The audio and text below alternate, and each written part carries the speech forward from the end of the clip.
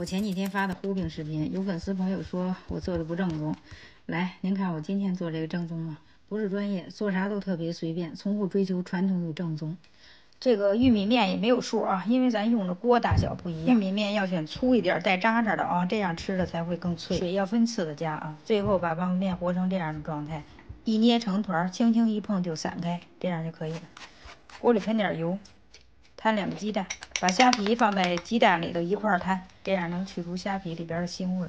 我这油是有点少了，鸡蛋放里都没啥反应。最后把鸡蛋炒散了就行了。酒子里来点油，把酒子和拢匀了，这样防止酒子出汤。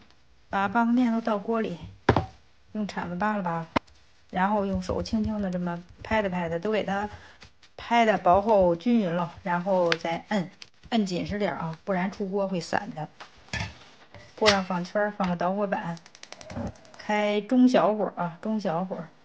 鸡蛋晾凉了，放韭菜里，加盐，和了匀了，其他调料不用放了。5分钟左右吧，看这周边都翘起来了，能晃动了，把馅儿放里。我还怕今天这做不成功呢，因为放棒子面的时候锅里忘了没喷油，还行，能转动。想吃着更酥脆，周边翘起来之后，用小勺沿周边来一圈油，一点点就行啊。锅边支一根筷子，再盖盖，这样防止水蒸气滴落，糊饼不脆，也防止韭菜变色。其实不盖盖这馅儿也能熟，像这样转动起来有响声了，这样就是熟了啊。您看看今天这个合格吗？正宗吗？我觉得这种半干面的做法和把面和弄成酸奶状的做法，吃着口感上也没啥区别。这个半干面呢，要比那个稀面糊的烙的时候节省时间，自己家吃怎么顺手怎么做。好了，视频就分享到这儿，谢谢您的观看。